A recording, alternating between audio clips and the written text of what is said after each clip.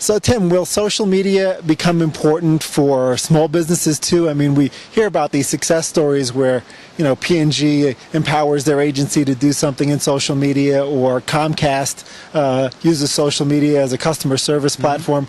But you don't hear about a lot of small business success stories yet, or are they? No, I think they're there. They may not be the cover page of the New York Times, but they're definitely there. First of all, I think you have to break down what do you mean by social media, because there's a lot of dimensions to it. Whether you're using Twitter to keep in touch with the community, or a Facebook fan page, they're all various forms. So if you break it down, there's an example. Actually, I think it might have been a New York Times story on Humphrey Slocum ice cream. In San Francisco, that has something like 300,000 Twitter followers now, and perfect example of a small company that's done this.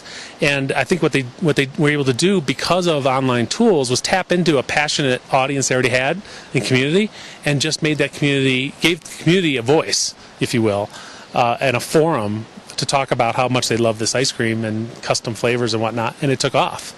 And so it's tapping into that latent desire that any local merchant probably has. You have your favorite dry cleaner or favorite market or what have you, and with these tools they can now, at relatively low price, figure out how to engage with their audience.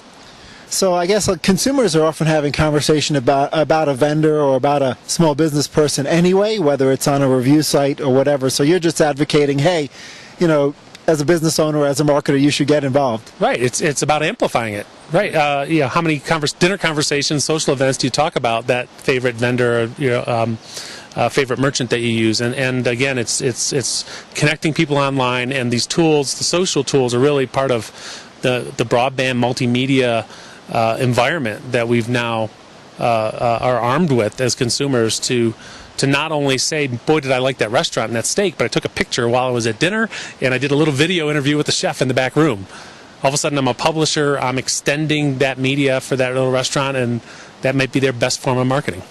So certainly amplifying positive things is great for small businesses, but I talk to a lot of small and large business owners who get freaked out by this empowerment of consumers, where they can post a negative review, and they freak out when there's a negative review. They talk a lot about reputation management. What do you suggest there?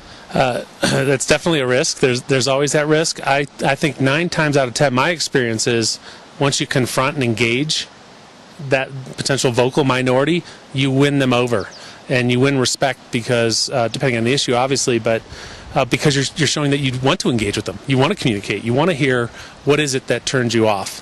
So I think it's better to embrace it and try to figure out how to get involved, and the worst thing you can do is just ignore it.